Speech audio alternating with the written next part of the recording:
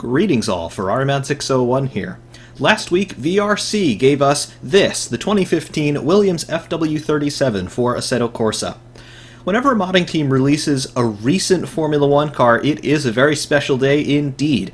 Formula One, despite it being an extremely popular and high-profile racing series, development is so secretive and cutting-edge in that sport that it's always very difficult to get accurate specs and performance data and things like that for any modders. However, VRC have managed to release the FW37, and I have to say they have done quite the job on it.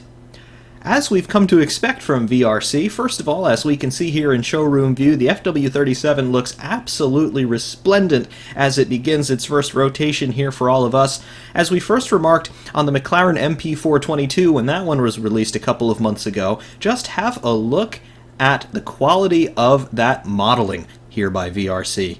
Just incredible. Look at how sharp everything is. The shapes, the textures, the locations, the relative sizes of everything, it looks absolutely perfect, absolutely 100% true to life to the actual FW37. I cannot laud these guys enough for the quality of the workmanship that they continue to bring to us over there from VRC. Absolutely fabulous from a visual standpoint alone. The FW37, it was the successor to the 2014 FW36. 2014, arguably, was Williams' best season for a long time, following up on their sole Grand Prix victory in 2012, courtesy of the infamous Pastor Maldonado. However, Williams really have not been competitive, relatively speaking, in Formula One since 2003 and 2004 with their old lineup of Ralf Schumacher and Juan Pablo Montoya. However, 2014 was a bit of a resurgent year for Williams, highlighted by the pole position in Austria courtesy of Felipe Massa. In 2015, however, Williams did begin a little bit of a downturn, which unfortunately has continued to follow them ever since. They're hoping for a change of fortunes in 2017, employing Felipe Massa yet again and bringing in Canadian newcomer Lance Stroll. However, in 2015, Felipe Massa was joined by Valtteri Bottas, the Finnish hot shoe, since moved on to Mercedes for the 2017 season. However, those were the two drivers in this car. The technical specs on this car, of course, it is a 2015 spec Formula One car, so it has all of the appropriate accoutrements. As you would expect, we have a carbon fiber honeycomb composite monocoque for the base chassis construction and survival cell. We have a double wishbone push rod suspension in front, and interestingly, we have a double wishbone pull rod suspension in the rear. Just as we are seeing nowadays in 2017, we have a pull rod rear and a push rod front. Seems to be the convention up and down the grid now, and back in 2015 we were of course seeing this. The overall length of the car is exactly 5 meters, the width is 1.8 meters, and the height is 950 millimeters, so just under 1 meter in height for the FW37. Of course, all of those dimensions are dictated essentially to the letter in the technical regulations. The engine in the FW37 came courtesy of Mercedes-Benz. It is the PU106B hybrid turbo V6, 1.6 liters displacement at a 90-degree bank angle on that V6 engine, and of course it is complemented by a hybrid powertrain, namely an MGU-K and MGU-H, again all produced by Mercedes-Benz. Per the regulations, the rev limit on that V6 is 15,000 RPM. However, as we've seen these engines in practice since 2014, they don't really rev them past 13,000. Most of the time, we don't see them exceeding 12.6 on the clock. However, the theoretical rev limit is 15,000 RPM. I've got to say these engines would probably sound a bit better if they did hit the full 15,000 revs. However, the fuel flow limits that have been in Formula One since 2014, you can think of them what you will. However, 12.6, 12.8 is about what we see actually in practice as these cars are going around on track. Enough of the technical specs, however, let's have a look at the FW37 in detail here, first externally.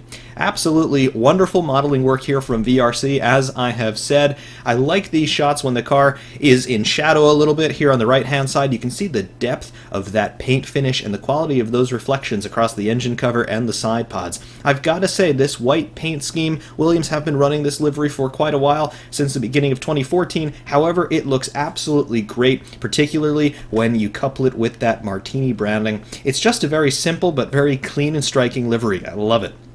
Looking around the front section of the car here, you can see the modeling detail here on the barge boards. Very small barge boards in this era. Of course, 2017, that has really opened up in terms of a technical area that the engineers can play with, but rather tightly controlled in this era. It's a little bit strange to refer to the 2014 to 2016 cars as an era. However, Formula One, with the inexorable pace of development, has already moved on.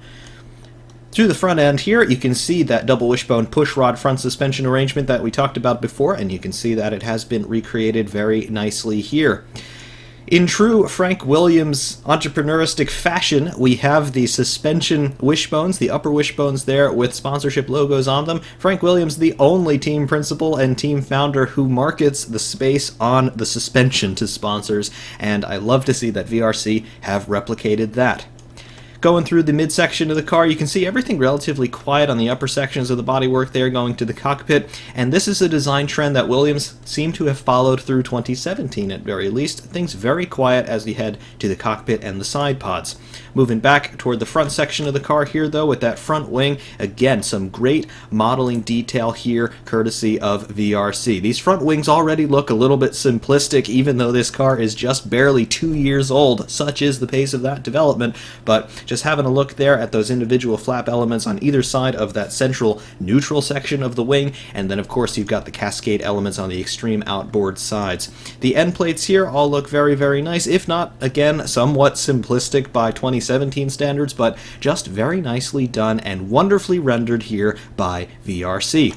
Moving toward the center section of the car, again, you can see those barge boards that I mentioned before, but you've also got these turning vanes. Here with Felipe Massa's livery, we've got the number 19 on the outboard surfaces of those turning vanes, and you can just see how they come in from the side of the car, linking up to the top section where those little vortex generators above the radiator inlets are located. Very cool, and another design element that we continue to see today. Moving toward the center and rear section of the car, the engine cover starts to come in. You can see the lifting hoop underneath the snorkel. That is where a lifting bar would go in if the car needed to be craned away on track for whatever reason. So there's your lift point, very nicely done. And then of course you have the engine cover there with the camera mount just aft of the letter E, which is where the emergency marshalling kill switch would be located. And then of course you've got your wonderful Martini branding across the engine cover. Moving around the rear of the car, you can see some great texturing work on those slick tires, very cool. And then to the rear, Williams have been known in recent years for somewhat radical rear end treatments, and the FW37 is no exception. You can see just how tightly packaged everything is here on the rear in that Coke bottle section with that gearbox casing coming in, and then your suspension uprights and wishbones coming in to that gearbox casing. Just very, very tight, and again, the rationale behind this is just to take as much air as possible from around the sides of the car and funnel it through the rear. Rear downforce in particular in this era was a hot commodity because the aerodynamic regulations were designed in such a way to slow the cars down, and one of the big sources of grip in a Formula One car is from the rear. So if you don't have good performance on the rear, you're not likely to have good performance anywhere else out on track and anywhere else coming from the car. So rear downforce, absolutely essential in this era. Williams, if you remember back to 2009, were one of the teams who got that absolutely right with that double-decker diffuser solution. However, since 2009 that was banned, so the engineers had to figure out new ways to channel more air toward the rear section of that car. Also here on the rear, you can see the drive shafts, the half shafts, the prop shafts, whatever you want to call them, coming out from the sides of the differential there, the transaxle going out to the rear wheels. Very cool, and very nice to see them clothed in this dark ruby red color. Very, very nice. I assume that the metal used in that is some alloy of titanium, and it probably does have a reddish or goldish hue to it, so very nice to see that integrated. Also on the rear end, you can see a monkey seat. This Y75, I believe, winglet in relation to its Cartesian coordinate location on the rear section of the car when you're looking at it from rear on, but you can see that monkey seat, two elements to that monkey seat, very nice. And again, the rationale behind that monkey seat, just to take that exhaust air exiting from the central exhaust pipe, that turbine exhaust, and just try to give it a little bit of an upward flick to generate slightly more downforce. Looking at the bottom section of the car, the diffuser area and the rear crash structure, you can see the diffusers in this era, very simplistic single-level diffusers, basically dictated in their dimensions in the regulations. So the engineers really didn't get too much time to play in that particular area. On this side of the rear wing, you can see those end plates. Again, another 2017 design feature that we see back in 2015. On the bottom section of those end plates, the rearmost bottom section, you can see those gills cut into the side of the end plate just to help some of that turbulent air from spilling around the tires, to smooth it out a little bit, to cut drag as much as possible before accelerating it out the rear of the car. Very nice detail. Moving back toward the front of the car, you can just have a sense of the proportions of the wheels and tires. I love the detail in there. You can see those carbon ceramic brakes in there, complemented by the Brembo calipers. Very, very cool. Probably get a little bit better view of it from the sunlit side of the car, and you can just really start to get a sense of depth in there with that black rim, that red wheel nut, and then the caliper and brake rotor underneath. Very, very cool. Looking into the cockpit, you can see no detail has been spared in there. We've got that interestingly fixed mounted display in the cockpit. Most of the teams these days have gone for a display mounted on the steering wheel. However, in this era, Williams running that display fixed on the dashboard. More of a traditional dash layout, still all the way up to 2015. Very, very cool. Speaking of the cockpit, we can, of course, go in, and we fly in a little bit more quickly than usual, I have to say, for most other cars in showroom view. However, here we are, and the detail in here is absolutely immense. First off, the eye point is very low. We won't be driving the car from this low. However, you can get a great view of all of the detail in here. Just have a look at the cockpit surround with the carbon textures, but most importantly, the controls that lie below the eye line here. You can see all of the controls here on the right-hand side. They are labeled. I can't quite make them out here because I can't zoom in here in showroom view, but clearly you have a very clearly marked fire extinguisher button there, and then you've got some sort of a knob which may or may not be for the radio volume, and then you have a switch in front of that which is probably your master ignition kill for the car. Over on this side, I'm not entirely sure what that device is. Looks like it even could be a light. I'm not sure. Maybe it's a medical light for the extraction teams if the car has an accident, but whatever that is, it's there. The steering wheel, very nicely recreated. Williams still running a more traditional steering wheel, if I can use that term to describe a Formula One steering wheel, but it doesn't have any electronic displays on it apart from some LED lights. But you've got, of course, your paddles on the back for the gear change and the clutch, and then you've got all of these buttons and rotary switches on the front for adjusting all sorts of different parameters on this car.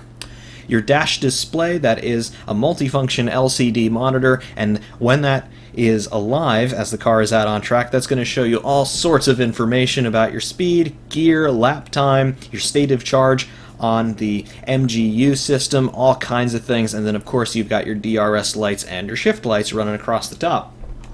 Moving around the sides of the cockpit, having a look at the cockpit surround. That wonderful white paint continues around the cockpit. Looking back here, you can see some great detail on the seat. Very cool. Interesting choice of texturing for the seat, I have to say. I do believe Williams tend to cover their seats in Alcantara. That does not appear to be modeled here, but I think you can live with that. And then, of course, on the back side of the cockpit surround and looking up toward the snorkel. Just very, very nice. It's a little bit difficult to divine some finer details here simply because everything is white, but once again, VRC, you have done a great job inside and out of this car. Absolutely brilliant. Leaving the cockpit here, we can just use the opportunity to take one more look at the FW37. Absolutely great car all around, I have to say.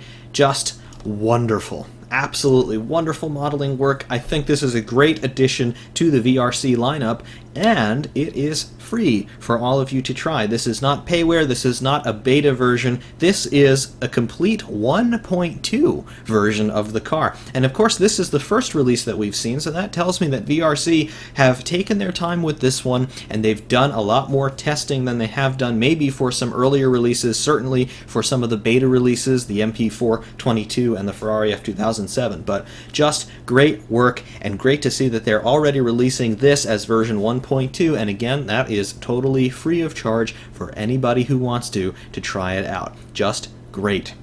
Of course, what remains to do in this review is to drive this car, and we're going to be doing that today at Mugello. Formula One doesn't race at Mugello, but in years gone by they did test there, and I do think that it is a good track to drive this car on, simply because there are a lot of fast and flowing high-speed corners, and it really gets the downforce starting to work well on this era of car. These cars were a bit clumsy in general to drive, simply because they had narrow tires, and they didn't have all that much in terms of downforce, but at high speed they had plenty of downforce, so really I think that's going to play into this car's hands, just so you can see it working well rather than going around some low speed corners and looking kinds of clumsy.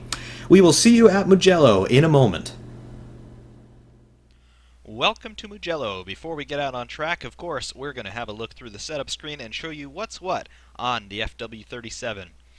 First off, you see the gear display. Fixed ratios in this 8-speed gearbox as per the 2015 technical regulations.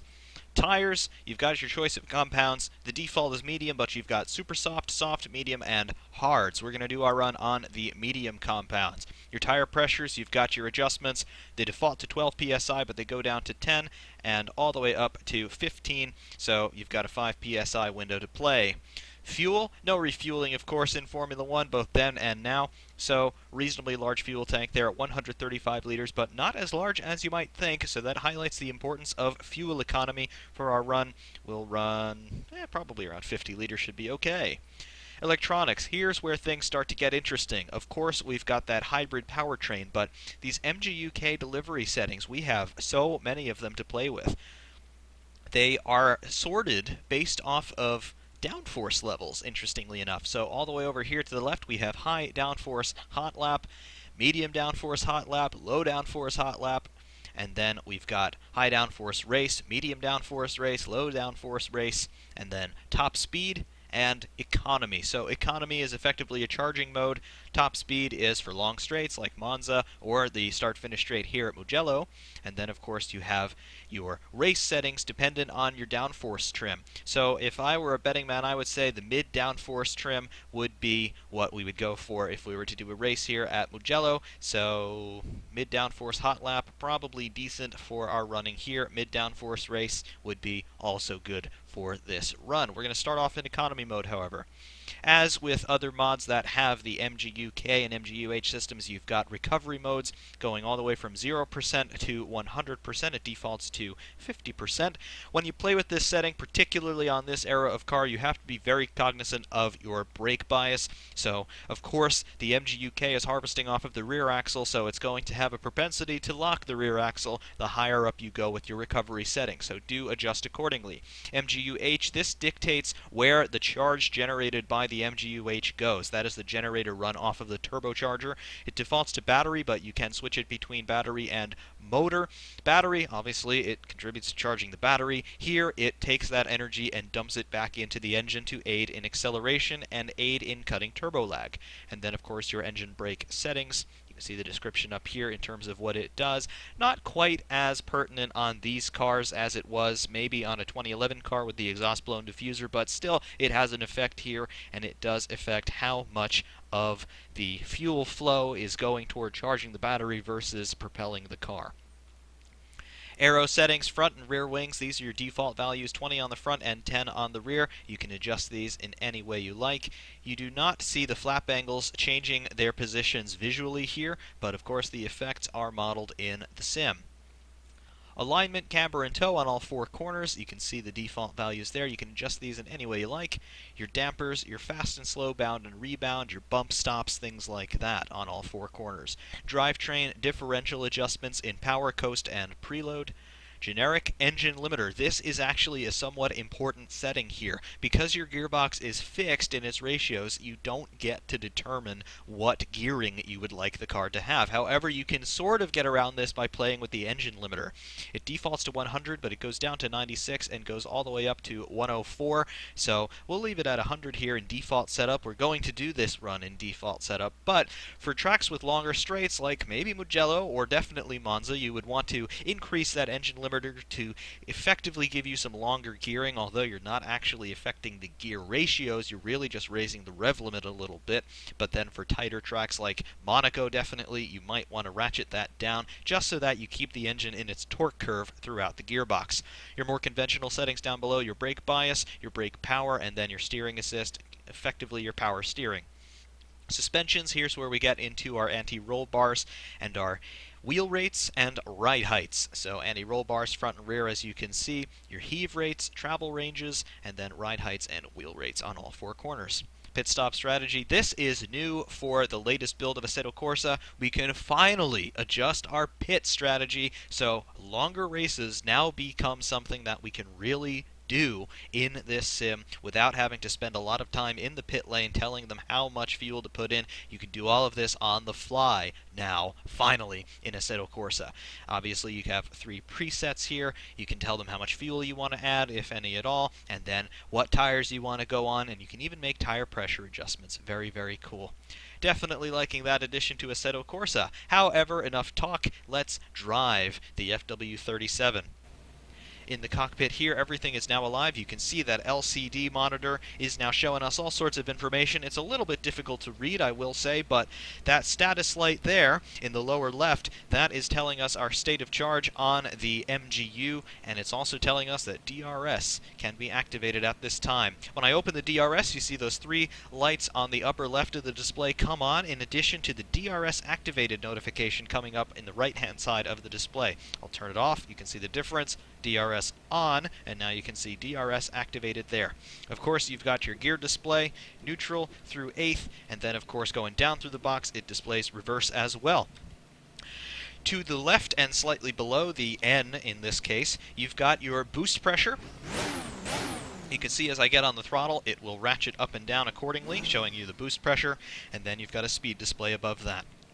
On the bottom corners of the display, you can see the tire temperatures, right now showing 20 degrees C, and then you can see a few other adjustments there, or data points if you will. You can see the RPM in real time. You have a max RPM, and then you have, I can't quite make out the rest, but you will have a current lap time. That is on the right hand side of the display in the middle. You have the current delta above that, and then you have your last lap time below that. That covers the display, and that covers everything you need to know about the FW37 except for how it drives. So, pedals of course in the lower left as always, and off we go.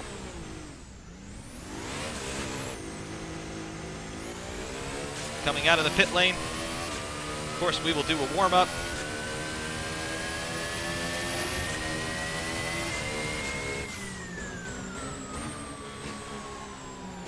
Running on the medium tires here, so they will take a little bit of time to get up to temperature.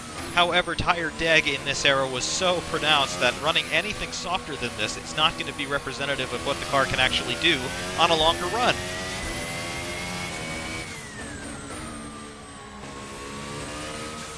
Just working the tires a little bit here to get them up to temperature gradually. You don't want to scrub these tires across the track surface too much because you will wear them prematurely, and that is not the name of the game here. So just allowing some of these high-speed corners to induce some heat into the tire sidewall and tread patch. And again, you do not want to slide, particularly on the warm-up. It will just eat these things alive.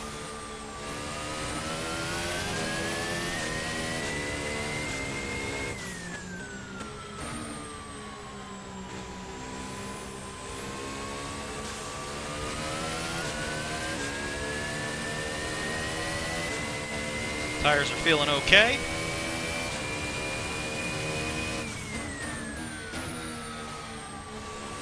We can start to get on with the program. DRS open down the start-finish straight. 8th gear, 190 miles an hour. We are running in economy mode on the MGU. And through turn 1 here. Very nice so far. Still working a little bit more heat into those front tires.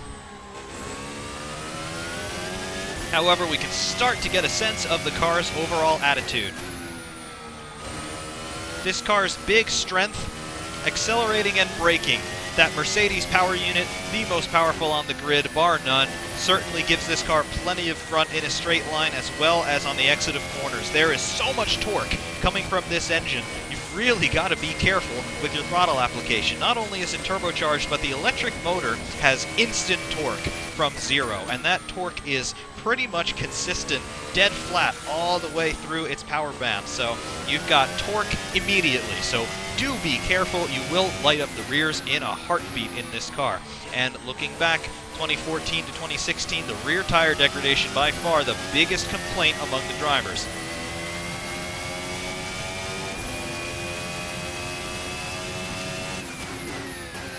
Brakes on this car, as you would expect a modern Formula 1 car, it stops on a dime. Nothing to worry about there from those big Brembo brakes.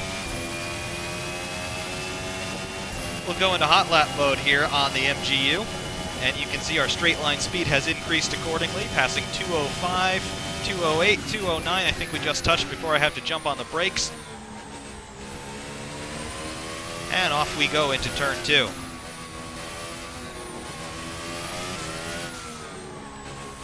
Now that the tires have got a couple laps under their belts, we can start to talk about the handling characteristics. You will notice that there is a lot of understeer in this car. This is default setup, of course. However, these cars were not known for their cornering grip, let's say. Yeah, some cars were better than others, but generally Pirelli did not produce that good of a tire from 2014 to 2016, and it definitely shows. The modern cars are totally flat through here, as are some of the cars from yesteryear. However, not this one. This car requires a lot of balancing on the throttle and a lot of very precise steering input to make sure that you're getting the most out of the car without overstepping its limits. You will hit the limits very quickly in this car, simply because of the tires. It's not a deficiency on the chassis side by any means. If anything, from a pure chassis standpoint, the car feels very neutral and very poised. But those tires, again, the biggest complaint the drivers had from 2014 to 2016 were those tires. They just really were not up to the job. Pirelli were instructed to produce a high deg compound simply to try and increase overtaking and try to increase pit stops, but it just didn't work. It was frustrating for the drivers, and honestly I think it was frustrating from a fan standpoint as well, because we want to be able to see these cars at full tilt. We want to see these drivers be gladiators, as world champion Nico Rosberg has characterized them, at least for 2017. These cars were not monsters, and these drivers were not being forced to act as gladiators in this era. As you can see, lots of understeer through the first sector here. That is all down to the tires, I'm sorry. The default setup has full downforce on the front and rear, so it's not a balance problem in terms of aero. It's just Pirelli's fault. It's all Pirelli's fault. That said though, for VRC to create that sort of tire characteristic based off of what we were seeing in 2015, I've got to say, great job. It's true to life. It's not pleasant to drive from a tire standpoint, but these cars generally were not very pleasant to drive from a tire standpoint. So good on you, VRC. You've been true to life, even though it's not the most pleasant experience in the world.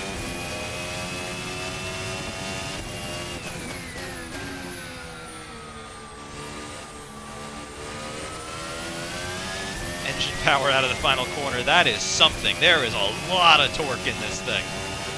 Power outputs on the 2015 Mercedes engine, they are a little bit murky. Of course, it's an evolution of this particular power unit that Mercedes are still running to this day, so it's going to be difficult to find specific power output figures. However, we are definitely north of 850 horsepower and most likely in excess of 900 horsepower.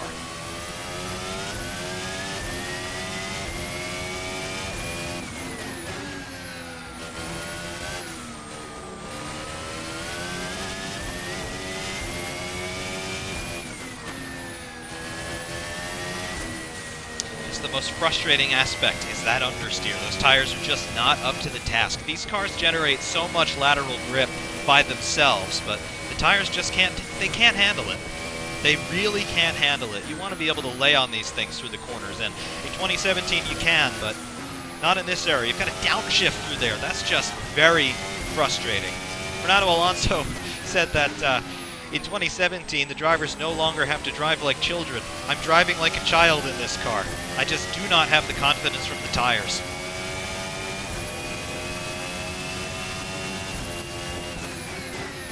That hybrid powertrain, though, absolutely great. The electric motor power, the turbo, and the internal combustion engine, they all come together in absolute harmony. There are no dead spots in the power curve as far as I can tell all throughout the rev range, particularly the higher end of the rev range. Everything just comes in perfect synchrony. I'm not worried about that. There's no turbo lag to speak of, because any lag that there is just compensated for by the electric motor, and then the MGU-H spins up the turbo as you get on the throttle, so there is effectively no lag, and there's certainly no lack of acceleration. One thing that these cars probably will outperform the 2017 cars in, though, is straight line speed. Because there was less downforce in this era, straight line speed, and particularly at circuits like Mexico that are at higher elevations and there's less air up there, therefore less air resistance, the cars were reaching ridiculously high top speeds, over 230 miles per hour recorded in Mexico down the start-finish straight. This year, it remains to be seen just what that all-out top speed is, but I'm going to venture to say that we might be as much as 20 miles per hour slower down the straights in 2017 simply because of those bigger rear wings. But if they're faster through the corners, that's where most of the time is made up over the course of a lap. 2017, obviously, will be a lot quicker.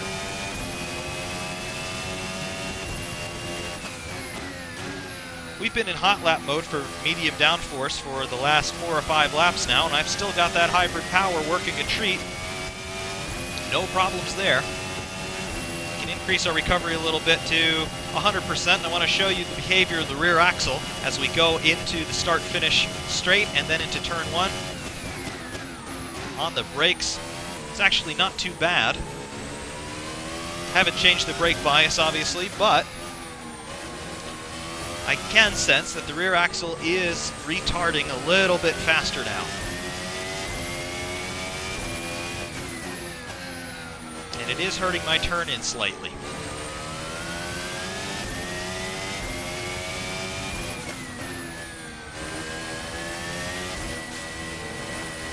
MGU into motor mode.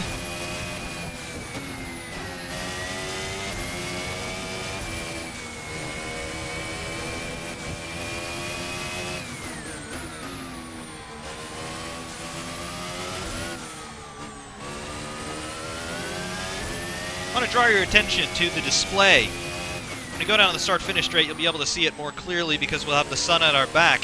However, there's a number in the center just below the gear indicator that shows you the amount of electricity that you have used. That is not your state of charge per se, it's your state of charge in inverse. We're going to go off here.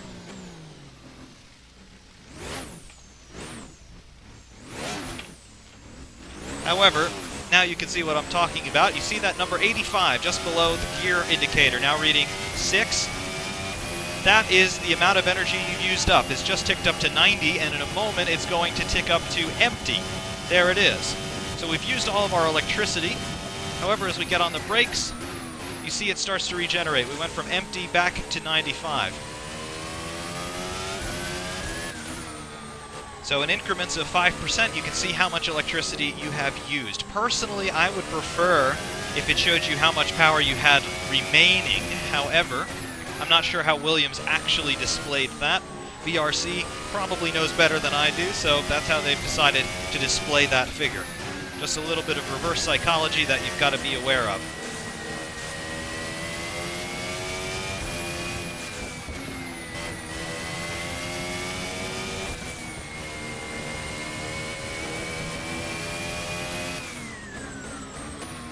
Back to economy mode here and charge up the batteries once again.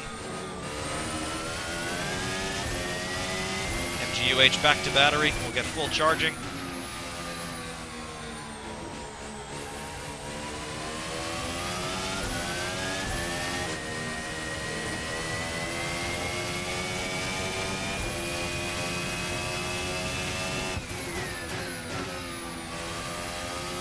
see the deficiency in straight line speed in economy mode. Hitting about 210 before the braking zone into turn 1. Here, even with DRS activated. Now 8th gear. 190, I mean, straight line speed's still not too bad, but it's not 210 miles an hour, it's 195. So there's the difference.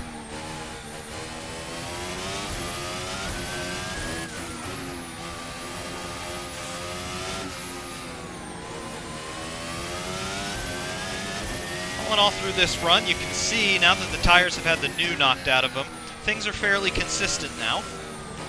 However, that understeer remains. Again, Pirelli, why did you do that? Or maybe I should point the finger at the FIA. Why did you do that? I'm lifting so much through there. That corner is flat out in Formula Hybrid, for example, and it's flat out in the F2004 and the F2002. Not here, I'm afraid. Most intelligent question of all, though, that some of you may be wondering about is how does this compare to the SF15T? Well, it's better. It's a lot better. I don't know if that's just down to VRC have a better default setup or a better setup in general, or if the Williams was simply just better than the Ferrari in a lot of ways, but this car feels a whole lot more stable. You can certainly use the engine power more effectively in this car versus the Ferrari. It's just better. It feels more stable, it's faster in a straight line. It's all in all a better car to drive.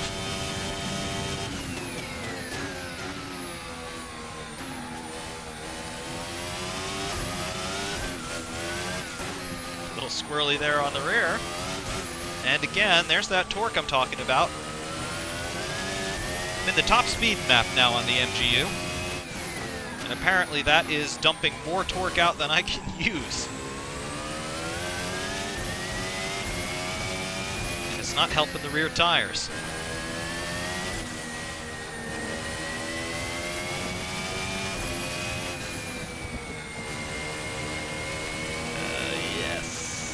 Just how much throttle can you get away with through those high-speed sections? Not a lot.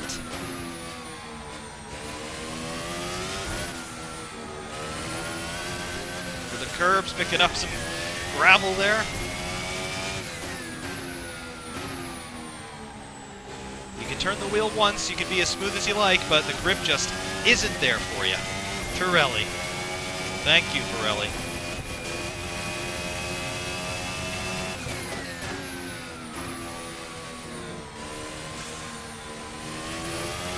But down the straights,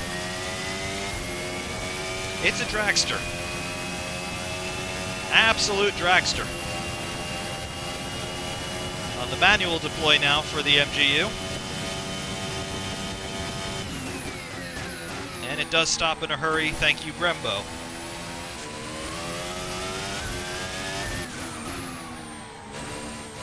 All in all, to classify not only this car, but the entire 2014 to 2016 era.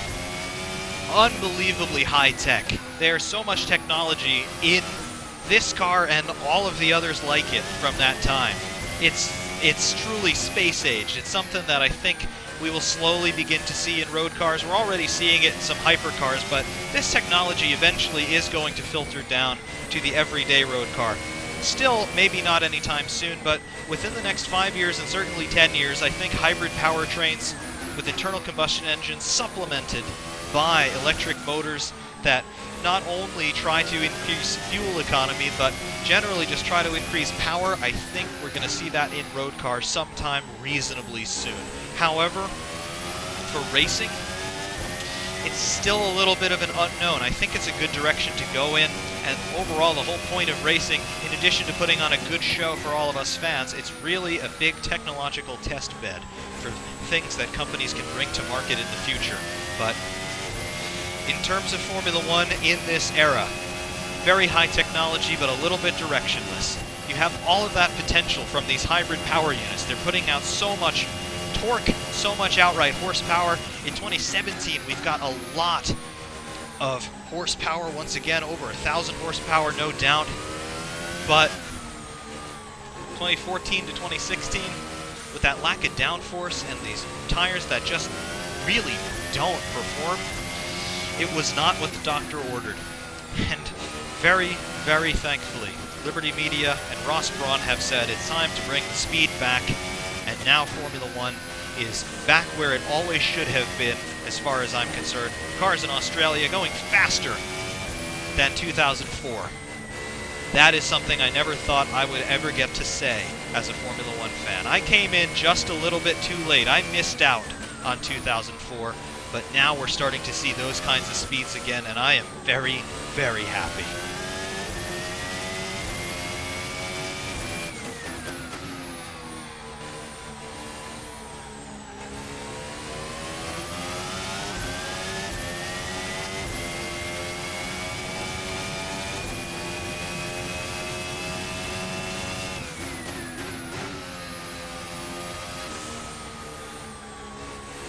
Recover back to the pits.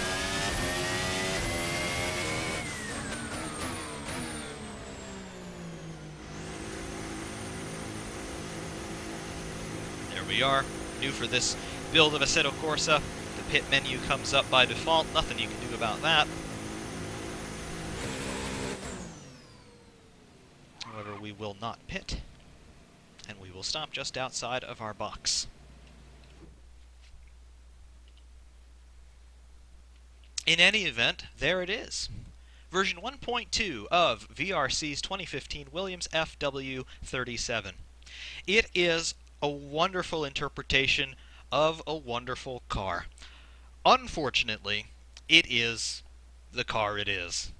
It's not a criticism of VRC, it's not a criticism of Williams, it's a criticism of the Formula One rules from 2014 to 2016. The amount of potential, as I was saying, from those power units is so immense, and finally, in 2017, we're able to see that potential unleashed in a more reasonable manner. But these cars, like I said in the showroom, they're clumsy to drive. They don't have the downforce where you need it, and they don't have the mechanical grip where you need it. Those high-speed corners should be flat out. This is a Formula One car. However, they're not, simply because of those Pirelli tires and the draconian reduction of downforce starting from 2009. I'm so glad that Formula One in 2017 has finally decided to put that right, because these cars are now generating peak forces, for a moment, of 8G in high-speed corners. That sounds like an absolutely fantastical number. However, 8G. That is 1G lower than elite fighter pilots can experience at times in high-speed maneuvers. So these guys are gladiators once again, and I'm very happy to be able to say that the 2015 Williams FW37, the wonderful car that it is, and the wonderful representation of it that VRC have done for all of us that we can all access for free, I'm very happy to say that these days are behind us. For those of you who are still watching, there are, of course, hot laps to come from here at Mugello without commentary, just so you can get a sense of what the car does on some softer tires, and without commentary, of course, external and internal shots of those hot laps are to come. In the meantime, do check out the VRC website where you can download this car for free, version 1.2. There is a link in the description below.